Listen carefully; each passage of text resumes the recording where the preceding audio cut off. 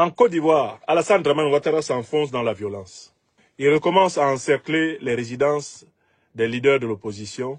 Il recommence à faire traquer les militants, les cadres de l'opposition. Il recommence à faire agresser les manifestants qui exigent la fin de sa forfaiture à la tête de la République de Côte d'Ivoire. Alassane Ouattara croit en la toute-puissance de la violence. Mais je voudrais dire ce soir aux Ivoiriennes et aux Ivoiriens que de manière incontestable, cette toute-puissance de la violence que revendique Alassane Dramane Ouattara atteint sa limite en cette année 2025, pour les raisons suivantes. Premièrement, raison interne, Alassane Dramane Ouattara a réuni le plus large front possible de l'opposition contre lui. Personne dans l'histoire de Côte d'Ivoire se retrouvant avec une coalition de cette puissance n'a pu conserver le pouvoir d'État. Ouattara prétend pouvoir affronter et terrasser tous ensemble le président Laurent Gbagbo et le PPAC, le président Guillaume Kibafori Soro et GPS, le président Tidiane Thiam et le PDC-FDA. Trois forces politiques qui, objectivement, sont majoritaires, dès lors qu'elles sont rassemblées dans un mouvement contestataire. Deuxièmement, Alassane Ouattara n'a plus de bastion, à partir duquel il peut penser être en sécurité pour agresser les Ivoiriens. Pendant longtemps, il avait utilisé le clivage nord-sud.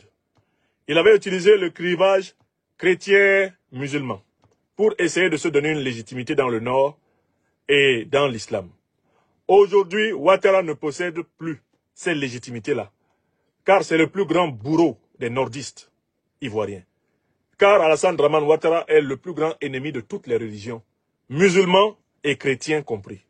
Jamais les musulmans n'ont été aussi maltraités dans ce pays que sous Ouattara, et jamais les chrétiens n'ont été aussi vulgairement, grossièrement menacés, agressés que sous Ouattara.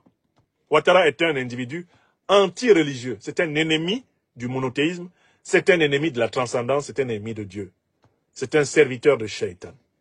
C'est ce qu'il est, c'est la description, ce n'est pas une insulte. Alassane Ouattara ne peut pas remporter la bataille de la violence cette fois-ci, parce qu'en cette année 2025, il n'a plus de base arrière en Afrique de l'Ouest. Dans sa lutte de conquête du pouvoir des années 90 et 2000, Ouattara pouvait s'adosser sur le Mali pour agir en Côte d'Ivoire. Et pouvait s'adosser sur le Sénégal pour agir en Côte d'Ivoire. La Guinée pour agir en Côte d'Ivoire. Ouattara pouvait s'adosser sur le Burkina Faso, son pays natal, pour agir en Côte d'Ivoire. Lorsque le président Blaise Compaoré était à la tête du Burkina Faso. Ouattara pouvait s'appuyer sur le Ghana pour agir en Côte d'Ivoire. Aujourd'hui, Alassane Dramane Ouattara est dans une situation inédite. Ni lui ni ses partisans n'ont de base arrière dans la sous-région. Même des pays qui leur sont politiquement un peu compatibles, comme la Guinée, le Togo ou le Bénin, ne sont pas prêts à leur servir de base arrière. Donc Alassane Dramane Ouattara est dans une bataille où il a directement dans son dos le mur du rejet de la sous-région ouest-africaine. Voilà pourquoi cette affaire de violence-là, Alassane Ouattara va y mordre la poussière. Mais j'ajoute une autre raison pour laquelle Alassane Ouattara est en très mauvaise posture. C'est que le parrain d'Alassane Dramane Ouattara, dans toutes ses menées politiques dans la sous-région ouest-africaine, le parrain suprême a toujours été le néocolonialisme français. Or, le néocolonialisme français est affaibli, non pas seulement dans la sous-région africaine, mais il est affaibli sur le plan géopolitique et géostratégique.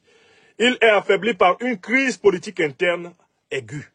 La France n'a jamais été aussi faible en ce XXIe siècle qu'elle ne l'est maintenant. Donc, Ouattara sait, et Mohamed Bazoum peut le lui expliquer,